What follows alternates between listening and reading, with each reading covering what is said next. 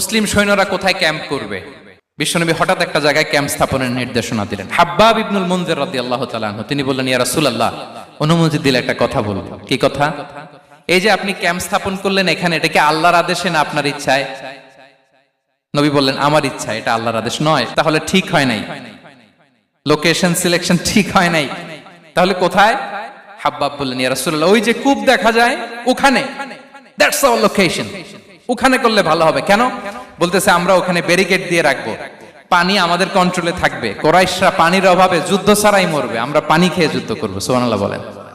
বিশ্বনবী সাথে সাথে হাব্বাবের কথা মেনে নিলেন, বলে যে না, আমি যে ডিসিশন দিয়েছি সৈন্যদের মধ্যে আবার ছড়িয়ে দাও, we should change our location. আল্লাহু আকবার। তাহলে সাহাবাদের সাথে ইন্টারেকশন কি ফ্র্যাঙ্কলি, কি ওপেন মাইন্ডেড, সুবহানাল্লাহ বিহামদি। তাহলে শিশুদের সাথে গেল, বড়দের সাথে, সাহাবাদের সাথেও গেল। আল্লাহ। আচ্ছা, 3 নম্বরে স্টাফের সাথে, কর্মচারীর সাথে, সেবকের সাথে বিষ্ণু ইসলাম কি আচরণ করেছেন? বিষ্ণু ইসলামের অনেক খাদেম ছিল, সিরাতে এসেছে। সবার কথা তো বলা যাবে না, একজনের কথা বলি, আনাস রাদিয়াল্লাহু তাআলা আনহুর কথা। আনাস, লক্ষ্মীপুরে আমি এক জায়গায় ওনার কোন একটা ওয়াজ করতে যেয়ে আমি বললাম, আনাস নামটা কেমন লাগে? কারণ অনেকে বাচ্চা নিয়ে এসে বলে, হুজুর নাম রেখে দেন। তাই আমি বললাম, আজকে এখানে নাম দিয়ে দেই আনাস। এই বছর এই লক্ষ্মীপুরে যত বাচ্চা হবে, যাদের মনে চায় আনাস রেখে দিয়েন। 3-4 বছর পরে শুনি আনাস দিয়ে লক্ষ্মীপুর ভরে গেছে। অনেকে আমাকে জানাইছে ছেলের নাম কি আনাস। তো বলে যে, ওই যে হুজুর আপনি 19 সালে আমাদের লক্ষ্মীপুরে এসে বলছিলেন, ওই কথা থেকে আমরা, পেটে ছিল বাচ্চা, আমরা নিয়ত করে ফেলছি আনাস রাখবো। আনাস নামটা অনেক সুন্দর না? সাহাবাদের নামগুলো চুজ করে করে ছেলেদের নাম রাখবেন। উনি ছিলেন বিষ্ণু ইসলামের খাদেম। কোনদিন তিনি কোন ওনার স্টাফকে, সেবককে, খাদেমকে মারধর করেন নাই কোনদিন। আমরা তো পান থেকে চুন খসলে, আল্লাহ, বাংলাদেশে ওই যে লোহার খুন্তি গরম করে কাজের মেয়ের পিঠে শেখা দেয়া হয়, এরকম আছে না নাই? ডাকাত বলেন। মানবাধিকার কর্মী, আবার নারী আন্দোলনের বড় নেত্রী, কিন্তু ঘরের ভেতরে দেখা যায় তার আসল চরিত্র। কারো আসল চরিত্র যদি জানতে চান, কয়েকটা জায়গায় নক করলে জানা যায়। এক হচ্ছে তার বউ, তার ব্যাপারে কি বলে, তার স্ত্রী। এরপর তার ড্রাইভার কি বলে, তার ঘরের কাজের মহিলাটা কি বলে। এদের কাছে নক করলেই আপনি বড় সাহেবের আসল তথ্য পেয়ে যাবেন। কথা বুঝতে পেরেছেন? আনাস রাদিয়াল্লাহু তাআলা আনহু বলেন, খাদিমতুন নবিয়্যা 10 সিনিন ফামা ক্বালা লি উফ ফামা ক্বালা লি লিমা সানা'তা ওয়ালা লিমা লা সানা'তা। আমি 1 বছর 2 বছর নয়, 10 বছর বিশ্বনবীর খাদেম ছিলাম। আওয়াজ করে বলেন তো, কয় বছর? একদিনের জন্য আমার কোনো কাজে বিরক্ত হয়, ইস, আরে, বিরক্ত হয়, আমরা এগুলো বলি না? একদিনের জন্য বলে না, একদিন, একটি মুহূর্তের জন্য। এই 10 বছরে একটিবারও পেয়ারা নবীজি বলেন নাই, আনাস এটা কেন করলে? একবারের জন্য বলে নাই, আনাস এটা করলে না কেন? একবারের জন্য তিনি বলেন। আনাস রাদিয়াল্লাহু তাআলা আনহু বলেন, একদিন একটা কাজে, সম্ভবত জুব্বা আনতে আমাকে বিষ্ণু পাঠিয়েছিলেন। আমি ছোট মানুষ, জুব্বা আনতে যে ভুলে আমি মদিনার বাচ্চাদের খেলা দেখতে আরম্ভ করলাম। বাচ্চারা রাস্তায় খেলাধুলা করে না? বিশ্বনবী যেটা আনতে পাঠিয়েছে ওইটা না এনে ভুলে, ছোট মানুষ তো, সেও দাঁড়িয়ে দাঁড়িয়ে মদিনার ছেলে মেয়েদের খেলা দেখতেছে। এখন সময়ের পর সময় যায়, ঘন্টার পর ঘন্টা যায়, আনাস তো আর আসে না জুব্বা নিয়ে। বিষ্ণু ভাবলেন, হায় রে, আনাস মনে ভুলে গেছে, যাই নিজের কাজ নিজেই করে নিয়ে আসি। বিষ্ণু বেরোলেন, বেরোই দেখে ওই তো আনাস, আমার আনাস বাচ্চাদের সাথে খেলা দেখতেছে। আমরা হইলে কি করতাম? আমরা হইলে কি? মাইর, ওই যে ডাইরেক্ট মাইর। আল্লাহ, আজকে তোর একদিন কি আমার একদিন না? বিষ্ণু গেলেন, তিনিও বাচ্চাদের সাথে খেলা দেখতে শুরু করলেন, কিছুই বললেন না, শুধু আলতো হাতে আনাসের পিঠে হাত রাখলেন, ঘাড়ে, আলতো হাতে। বিষ্ণুবীর হাতটা রেশমের চেয়েও সফট ছিল। হাত রাখলেন, হাত রাখাতে আনাস রাদিয়াল্লাহু তাআলা আনহু ফানাযারতু ইলাই, তিনি বললেন, আমি পিছনের দিকে তাকালাম, বিষ্ণুবীর দিকে আমি তাকালাম। হঠাৎ করে দেখলাম যে বিষ্ণুবী। তাকানোর পর পর আমি ভয় পেয়ে গেলাম, কিন্তু বিষ্ণু ইসলাম ধমক দেয় নাই, কিরা আনাস তুই এখানে, এটাও বলে নাই। তাকালাম, ওয়া হুয়া ইয়াদহাক, তিনি একটা মুচকি হাসি দিলেন। বললেন, আনাস তোমাকে না কাজে পাঠিয়েছিলাম, এখানে কেন? আনাস বলে, ইয়া রাসূলুল্লাহ ক্ষমা করে দেন, আমি যাচ্ছি। আনাস বলে, বিশ্বনবীর সেদিনের মুচকি হাসির শাসন মরার আগের দিন পর্যন্ত আমার এই সোজা রাস্তায় রেখেছে। ভাইরা আমার, শাসন করতে জানলে পিট্টি দেয়া লাগে না, ধমক দেয়া লাগে না, মার দেয়া লাগে না। শাসন করতে জানলে একটা মুচকি হাসি দিয়ে শাসন করা যায়। এবার জানবো স্ত্রীর সাথে আচরণ। স্ত্রী যার সাথে আমার সম্পর্ক খুবই গভীর, খুবই মজবুত, তার সাথে কেমন আচরণ ছিল। সিরাতে অনেক কথা এসেছে, আমাদের সময় নেই, সংক্ষেপে বলি। স্ত্রীদের তিনি আগে সালাম দিতেন, মসজিদ থেকে ঘরে পৌঁছে দিতেন, ঘরের কাজে সহযোগিতা করতেন, ওঠে ওঠার সময় হেল্প করতেন, মাঝে মাঝে স্ত্রীদের পরামর্শও নিতেন।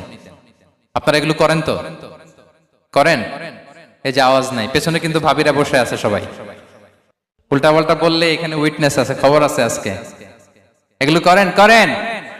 হ্যাঁ, করতে হবে, করতে হবে।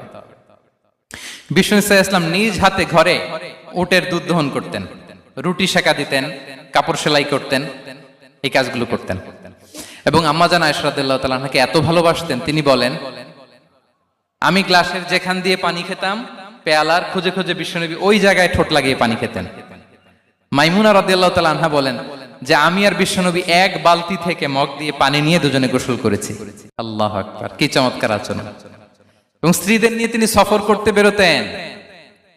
একবার রাত্রিবেলা বিষ্ণু ইসলাম এবং আম্মা জান আয়েশা রাদিয়াল্লাহু তাআলা আনহা, বিষ্ণু বলেন চলো তো আমরা একটু দৌড় দেই, এক্সারসাইজ হয়ে যাবে। দুইজনে দৌড় দিলেন। তখন আম্মা জান আয়েশা রাদিয়াল্লাহু তাআলা আনহা একটু স্লিম ছিলেন, তো দৌড়ে বিশ্বনবী পিছে পড়ে গেলেন, আম্মা জান আয়েশা ফার্স্ট হয়ে গেলেন, আগে চলে গেলেন। বড্ড খুশি, উনি বিশ্বনবীকে হারিয়েছেন। আবার অনেক বছর পরে, তখন সময়ের ব্যবধানে আম্মা জান আয়েশা একটু হেলদি হয়ে গিয়েছেন, আগের মতো আর চিকন নেই। আবার বিশ্বনবী এক রাতে বললেন, আয়েশা চলো আজকেও একটু এক্সারসাইজ করি, দৌড় দেই। দুজন মিলে দৌড় দিলেন। আজকে বিশ্বনবী আর আম্মা জান আয়েশাকে চান্স দেন নাই, তিনি জোরে দৌড়ে আম্মা জান আয়েশাকে রানার আপ করে দিলেন, উনি ফার্স্ট হয়ে গেলেন। এরপর কি বললেন জানেন? সুনান আবু দাউদের হাদিস, তিনি বললেন, ইয়া আয়েশা হাদিহি বিতিলকা সাবকা। দেখেন বিশ্বনবী মনে রাখছেন, নোটে রাখছেন। বিশ্বনবী বললেন, আয়েশা ওই যে এত বছর আগে কোন এক রাতে মরুভূমিতে দৌড়ে আমাকে হারাইছিলা, আজকে ওইটার বদলা নিয়ে নিলাম। তিলকা সাবকা, ওইটার বিনিময়ে এটা। ওই দিন তুমি জিতছিলা, আজকে তোমার উপর আমি জিতে গেলাম।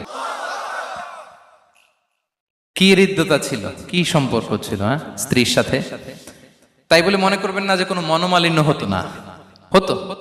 মানবিক যে ব্যাপারগুলো, মাঝে মাঝে একটু ছোটখাটো মিষ্টি ঝগড়া, একটু মনোমালিন্য, এটাও হতো। এবং বিশ্বনবী এটাও টের পেতেন। তিনি বলতেন, আয়েশা ইন্নী লা আ'লামু ইযা কুনতি আলাইয়া গাদবা ওয়া ইযা কুনতি আলাইয়া রাদিয়া। আয়েশা, কখন তুমি আমার উপর রেগে থাকো আর কখন খুশি থাকো, সবটাই কিন্তু আমি টের পাই। আম্মা জান আয়েশা অবাক হলেন, কি করে টের পান? বিশ্বনবী বলেন, যখন তুমি আমার উপর খুশি থাকো তখন দোয়ার সময় বলো লা ওয়া রাব্বি মুহাম্মদ, তুমি বলো হে মুহাম্মদের রব আল্লাহ, মদিনার উপর রহম করেন, আমাদেরকে ক্ষমা করেন। হে মুহাম্মদের রব, আমাদের ক্ষমা করেন, এইভাবে দোয়া করো। আর যখন তুমি রেগে থাকো তখন আমার নামটা মুখ দিয়ে নিতে চাও না, তখন তুমি দোয়াতে বলো লা ওয়া রাব্বি ইব্রাহিম, হে ইব্রাহিমের আল্লাহ, হে ইব্রাহিম নবীর খোদা, আমাদের মাফ করো। তখন তুমি আমার নাম নাও না, কৌশলে আমার নামটা বাদ দাও। আম্মা জান আয়েশা বলেন, ইয়া রাসূলুল্লাহ মা আহজুরু ইল্লা ইসমাক। নবী হে, আমি তো আপনার নামটাই শুধু মুখ থেকে বাদ দেই, আমার হৃদয় থেকে তো কখনো আপনারে বাদ দিতে পারি না। এটা ঠিক, তখন রেগে থাকি, আপনার নামটা মুখে নেই না, কিন্তু হৃদয় থেকে তো আপনাকে সরাতে পারি না। সুবহানাল্লাহ।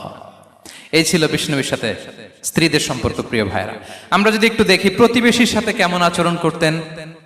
নেইবার, বিষ্ণু বলতেন, মান কানা ইউমিনু বিল্লাহি ওয়াল ইয়াউমিল আখিরি ফালইউকরিম দাইফাহ, যে আল্লাহ বিশ্বাস করে, আখিরাতে বিশ্বাস করে, সে যেন প্রতিবেশীকে সম্মান করে। এবং একবার আবু যার আল গিফারি রাদিয়াল্লাহু তাআলা আনহুকে বিষ্ণু ইসলাম বললেন, আবু যার ইযা তাবাখতা মারাকান ফাআকসির মাআ। হে আবু যার, তুমি যদি কখনো ঝোল তরকারি রান্না করো, ঝোলের তরকারি খাইছেন? আপনাদের সাউথ কোরিয়াতে তো বিখ্যাত একটা ঝোলের তরকারি আছে, কি নাম যেন, মাছের মেংথাং। আমরা একটা শব্দ শিখছিলাম, কি যেন বলে, খামসা হামনিদা। কয়েকটা শব্দ শিখাই দিছে ভাইরা আমাকে। তো এই যে নামটা বললাম, ঝোলের মধ্যে ট্যাংরা মাছ, শিং মাছ ঝোল দেয়া একটা তরকারি। তো আবু যার গিফারিকে বিষ্ণু ইসলাম বলেন, ইদা তাবাখতা মারাকান ফাকসির মা। হে আবু যার, কখনো যদি ঝোলের তরকারি রান্না করো, একটু বেশি করে পানি দিও, যাতে করে তোমাদের পাশাপাশি তোমার প্রতিবেশীর সাথে একটু ঝোল শেয়ার করতে পারো। প্রতিবেশীকে এত গুরুত্ব দিতেন। তিনি বলতেন লাইসাল মুমিন আল্লাযী ইয়াশবাহ ওয়া জারুহু জাইউন ইলা জামবিহি, সে মুমিন নয় যে পেট পুরে খায় আর তার প্রতিবেশী না খেয়ে রাত যাপন করে, সে মুমিন নয়। দেখেন প্রতিবেশীকে কত গুরুত্ব তিনি দিয়েছেন। বিশ্বনবীর এক ইহুদি প্রতিবেশী ছিল। কোন ধর্মের? সবাই বলেননি, একসাথে আওয়াজ করে বলেন, কোন ধর্মের প্রতিবেশী? ওই ইহুদির এক ছেলে বিশ্বনবীর কিছু কাজ করে দিতেন। অনেকদিন হলো ছেলেটা আসে না। খোঁজ নিলেন, শুনলেন সে অসুস্থ। শুনলেন ইহুদি ছোট্ট ছেলেটা কি? বিশ্বনবী দেখতে গেলেন। মুসলিম শিশুকে দেখতে গেলেন নাকি? কোন ধর্মের শিশু? তার মানে আপনার প্রতিবেশী যদি হিন্দু হয়, বৌদ্ধ হয়, খ্রিস্টান হয়, দ্যাট ডাজন্ট ম্যাটার, আপনি তার বিপদে আপদে পাশে থাকবেন। এটাই ইসলামের শিক্ষা, ঠিক কিনা বলেন? এই যে আপনাদের এখানে বুদ্ধিস্ট নেইবার আছে, হিন্দু নেইবার আছে, খ্রিস্টান নেইবার আছে, তারা বিপদে পড়লে তো আপনার যাওয়ার দরকার নাই, না?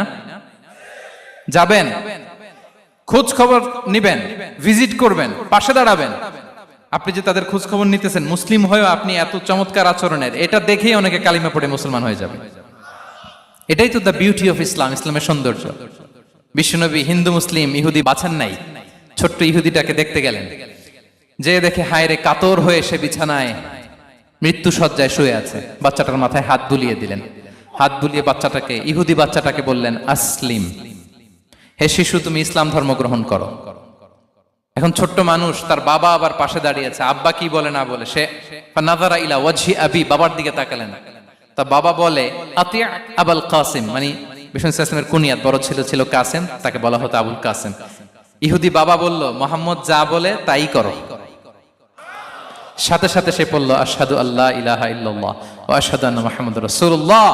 বিশ্বনবী বেরোয়ার সময় বললেন আলহামদুলিল্লাহিল্লাযী আনকাযাহু মিনান নার, প্রশংসা সে আল্লাহ যে একটু আগে জাহান্নামী হওয়ার কথা ছিল, মুহূর্তে কালেমার মধ্য দিয়ে তাকে জান্নাতি বানিয়ে দিলেন। দেখেন প্রতিবেশীর সাথে কি আচরণ। ইহুদি প্রতিবেশীর পাশে দাঁড়িয়েছেন, অসুস্থ, ভিজিট করেছেন। আমরা যেন আমাদের প্রতিবেশীর খোঁজ রাখি।